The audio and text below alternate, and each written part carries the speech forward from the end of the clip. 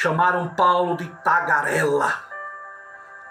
O que é que esse tagarela quer dizer? A palavra tagarela literalmente significa apanhador de grãos.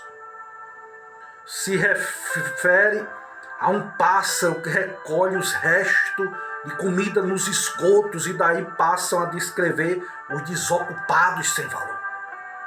Era aplicada aos vadios, aos mendigos que viviam de resto, de alimentos. Encontrados nas ruas eram os verdadeiros catadores de lixo. Chamaram Paulo de tagarela, apanhador de resto de conhecimento daqui e dali. Chamaram Paulo de plagiador ignorante, um charlatão, papagaio, um tagarela intelectual. É isso que quer dizer a palavra tagarela. Disseram que Paulo parecia um pregador de deuses estranhos. Os gregos pensavam que Paulo estava pregando um novo par de divindades, um deus masculino chamado Jesus, com a sua companhia Anastasis, ressurreição. E o que foi que Paulo pregou, irmãos? A partir do altar do Deus desconhecido. Paulo diz: eu vejo acentuadamente que vocês são religiosos.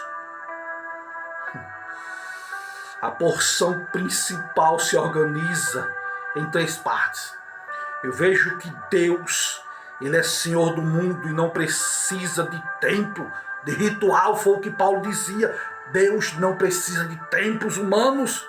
Em segundo lugar, Paulo diz: o homem é a criação de Deus. Ele precisa de Deus, foi criado por Deus. Em terceiro lugar, Paulo diz que existe sim um relacionamento entre Deus e o homem. E que a idolatria era uma estutícia. Foi as palavras de Paulo. Warren Wiersbe, um grande teólogo, diz que Paulo fala em primeiro lugar sobre a grandeza de Deus. Deus é o Criador. Os epicureus, que eram ateus, afirmavam que tudo era matéria e que a matéria sempre existiu. Já os estoicos, eles eram panteístas, diziam que tudo era Deus. Os epicureus alegavam que Deus não existia. Já os estoicos defendiam que tudo era Deus. Deus não está distante nem separado da criação. Deus não está preso, cativo à criação, não. Deus é grande demais para ser contidos em templos feitos por mão humana. Foi o que Paulo falou. O livro de A Origem das Espécies, de Charles Darwin, publicado em 1859, em Londres, contém nada menos do que 800 verbos no futuro do subjuntivo. E a palavra que ele muito usava era suponhamos. A evolução é uma suposição implorável. É uma teoria, é uma falácia.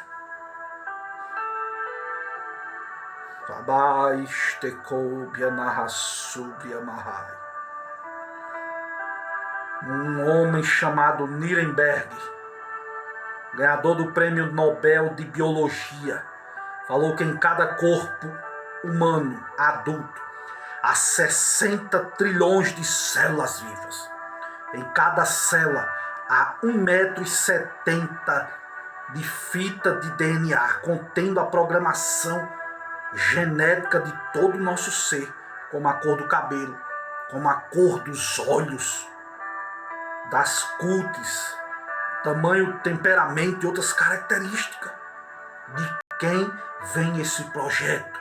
De Deus, do Deus que Paulo pregou. A ciência prova que o universo foi feito de matéria, de energia. De igual forma, atesta a matéria e a energia não criam leis. Deus é quem criou tudo. Deus chamou à existência as coisas que não existiam. Ele é distinto da criação, mas está presente na criação. Há mais estrela no firmamento do que grãos de areia em todos os desertos e praias do nosso planeta. Deus criou cada uma delas Isaías 40, versículo 26. Chama cada uma das estrelas pelo nome. Abai. Esse, meu irmão, é o nosso Deus que Paulo pregou em Atenas. Deus da providência. O Deus da providência não é um Deus distante dos deístas. Ele está presente. O Deus da providência é o Deus impessoal dos panteístas.